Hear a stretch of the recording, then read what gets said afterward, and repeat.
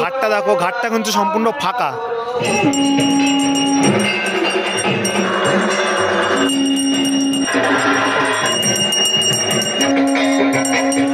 যখন এই রাস্তাতে যাচ্ছিলাম, এই রাস্তাতে কিন্তু বাইক নিয়ে ঢুকতে পারছিলাম না, হেঁটে যেতে হচ্ছিল। মেলার সামনে কতটা ভিড় হয়েছে এবার সেটা দেখার পালা।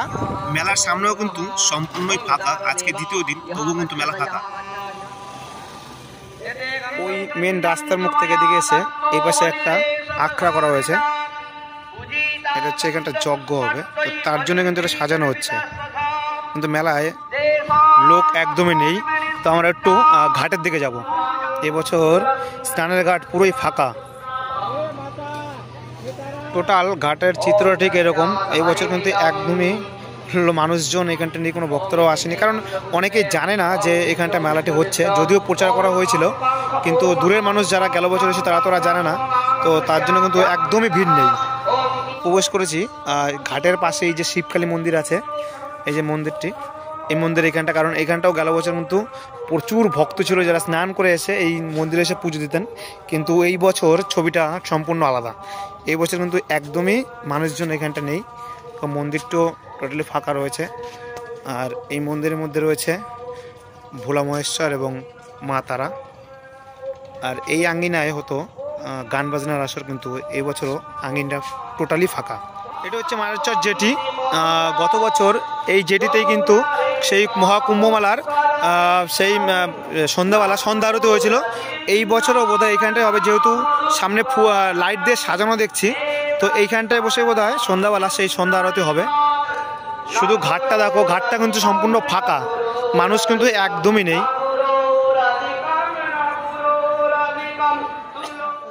এইখানটায় চলছে গঙ্গা পূজা। এই সাইডটাতে সমস্ত ভক্তদের জন্য আয়োজন করা হয়েছে খিচুড়ি প্রসাদ, অর্থাৎ সবাই স্নান করে এসে এখানটায় কিন্তু প্রসাদ গ্রহণ করবে। ঘড়িতে সময় এখন বিকেল 3টে, আর এখানটা চলছে মহাকুম্ভের সেই যজ্ঞ।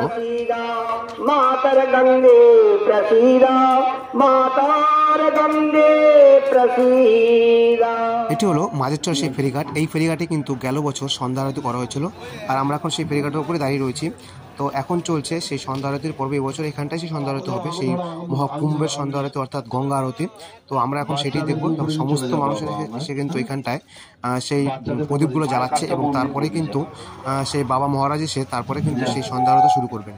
তো আমরা সেই পর্বগুলি হয়ে যাবে, আর আস্তে আস্তে করে তারা পিছন দিকে চলে যাবে। ঠিক আছে,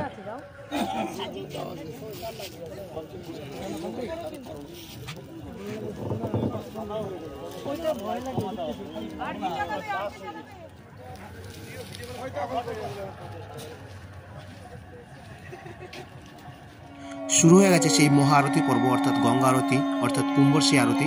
তো চলো আমরা কথা না বলি সেই আরতিটি উপভোগ করি।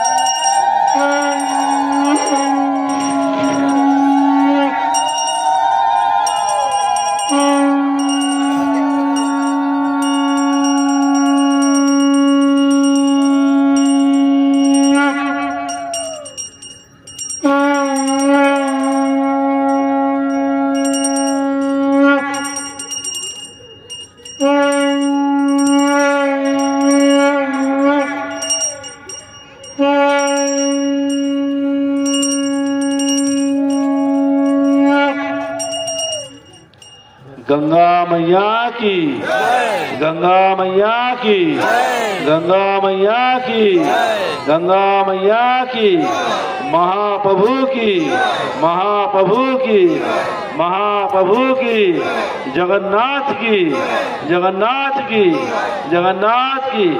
नमः पार्वती पतये हर हर हर महादेव।